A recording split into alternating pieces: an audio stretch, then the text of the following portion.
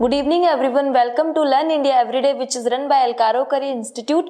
तो कल की क्लास में हमने आपका चैप्टर स्टार्ट किया था इकोनॉमी का डेवलपमेंट। तो डेवलपमेंट चैप्टर में हमने बात करी थी कि किस तरीके से डेवलपमेंट की जो डेफिनेशन होती है वो अलग अलग लोगों के लिए अलग अलग होती है, किस तरीके से उनके गोल्स अलग होते हैं और किस तरीके से फिर वो डेवलपमेंट के नोशन को अलग अलग तरीके से लेते हैं। ये सारी बातें हमने कल की क्लास में करी थी। आज हम बात करेंगे कि बिसाइड दैट और कौन सी फैसिलिटीज होती है, पब्लिक फैसिलिटीज होती है जो उनको चाहिए होती है फॉर दी प्रॉपर डेवलपमेंट। कल की क्लास में हमने ये भी बात करी थी कि अपार्ट फ्रॉम द मनी और apart from the income some fix things we need to live our life with dignity, जैसे कि इक्वल ट्रीटमेंट, रिस्पेक्ट, ये सारी बातें भी हमने कल की क्लास में करी थी। तो आज की क्लास स्टार्ट करते हैं।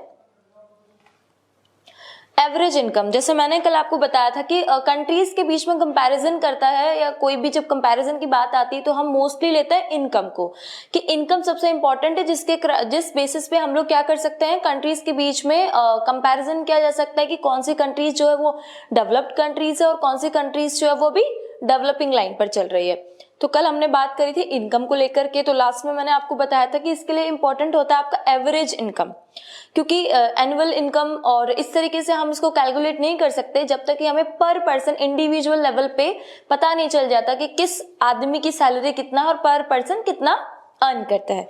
तो एवरेज इनकम जब निकलती है तो पता चल जाता है कि भाई कौन सा कंट्री किस तरीके से एवरेज पर चल रहा है। तो यहाँ पर टोटल एवरेज इनकम का जो फॉर्मूला है वो ये होता है टोटल इनकम ऑफ कंट्री। ये फॉर्मूला है निकालने का।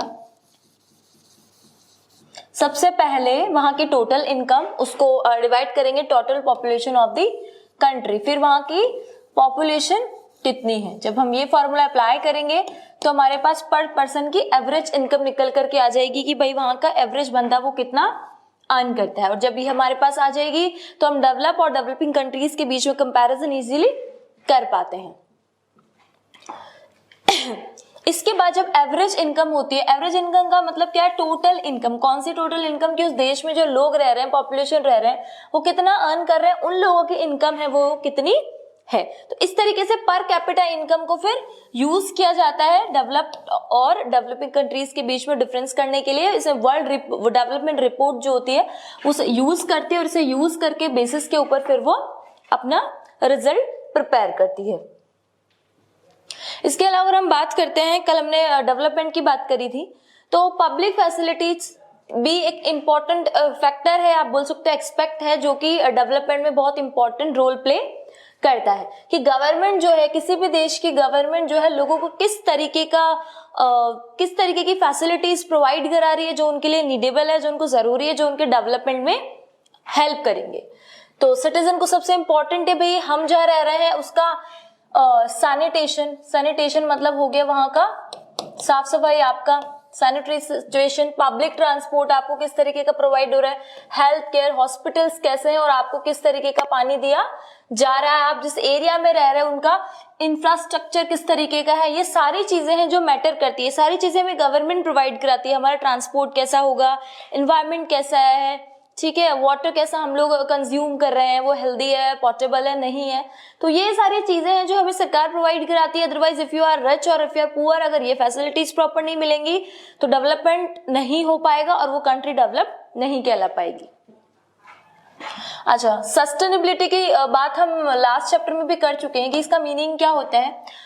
तो ये एक सिंपल सी बात है, ग्रोइंग एंड इम्प्रूविंग, आगे बढ़ते रहना। जब इस तरीके से कि भाई हम लोग अपनी नीड्स को क्या कर सकते हैं, सेटिस्फाई कर रहे हैं, ठीक है, सेटिस्फाई कर रहे हैं या फुलफिल कर रहे हैं, कि अभी हम हमारी नीड्स को सेटिस्फाई या फुलफिल करने के बाद आने वाले फ्यूचर में जो जनरेशन आएगी, फ्यूचर जनरेशन के लिए, उसके लिए अगर हम कुछ सेव कर रहे हैं, बचा रहे हैं, तो उसे हम बोलते हैं सस्टेनेबल डेवलपमेंट। साइंटिस्ट भी इस चीज की हमें वार्निंग देते हैं बहुत बारी कि भाई हमें जितना चाहिए हमें उतनी ही चीजों को यूज करना चाहिए।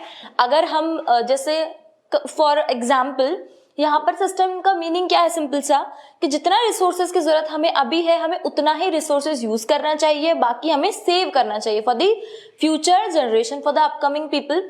जिस तरीके से हम लोग ग्राउंड वाटर को बहुत ज्यादा यूज कर रहे हैं, हम सिर्फ उतना ही यूज करें जितनी हमें जरूरत पड़ रही है, या सारे नेचुरल रिसोर्सेज, अगर हम इसी तरीके से नेचुरल रिसोर्सेज को यूज करते रहेंगे तो आने वाली जनरेशन क्या वो हमारे जनरेशन के लिए भी कम हो जाएंगे।